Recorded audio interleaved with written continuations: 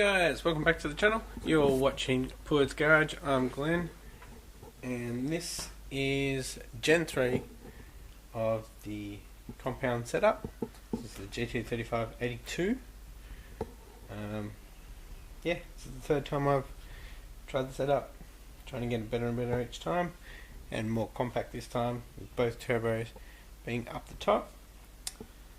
So here we have the external wastegate. This was my old one, so I'm going to hack this one up. And here is my old low mount dump to up pipe. So I'm going to use this flange again. I'm just going to chop it off, so I'm never going to be using that section again. So I'm going to use that, and we're going to have 90 degrees coming off that, which will go up into here. So let's get started. I'm going to hack off this flange here and make sure it's straight as well, nice and flat, flush to the TD05. And I'm going to leave it like that because eventually we will go external wastegate on the TD05, so we'll be modding the up pipe, and that will be coming up into this section. Lot of piping to do.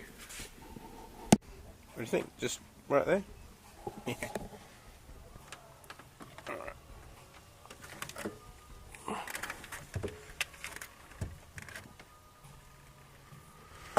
Whew. Alright guys, it's the next day. Finished up because I started to piss down with rain. So we're still at this point. I've clocked the exhaust housing on the turbo, so now have the T3 flange and the drain right there, whereas before it was on the angle. There, I'm going to chuck it in, see how it looks.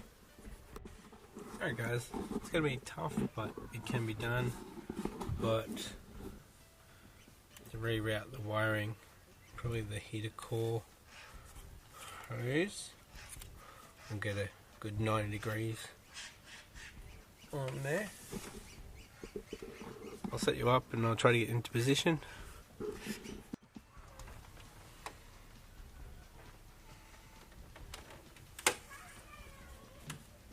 So it would probably be somewhere around there. So it'll be nice and tight.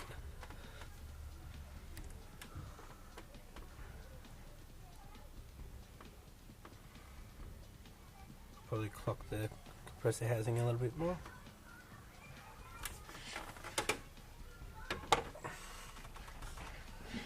Remember, this we go into the intake of the small one. So there's like a Cobra inlet that you can get. I'll put a picture up right now of one. Then this one will come around through out there. Intake would be the same as before, so it comes through here and into the box. Probably have to redo the box for the piping. Yeah, that's my idea for the Mark III compound setup. I'll have a little play around in this coming week.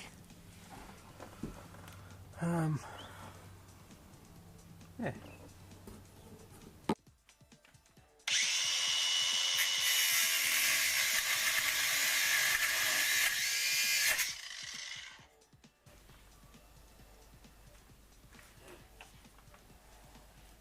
I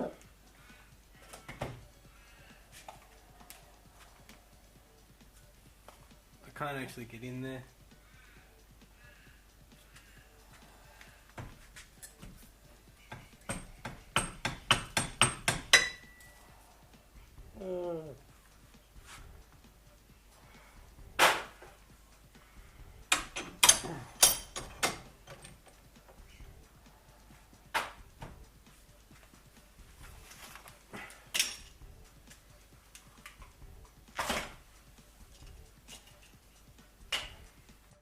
Alright guys, now that I've got that off, I actually left that pipe, part of that steam pipe on there for a reason, because I'm not 100% sure what this plate is made up of, and it took forever to do that crappy weld there. It's going to be a lot easier to weld to the stainless steel, mild steel that I've got already welded on there.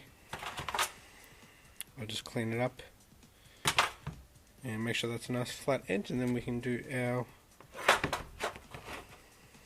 90° up. We'll have to bolt that onto the GT35 to make sure we're getting all the right angles.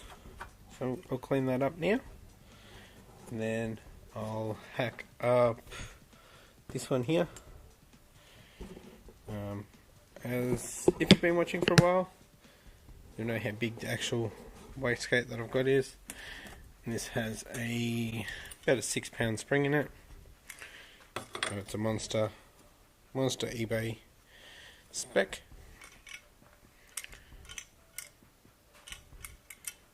And there's something loose in there.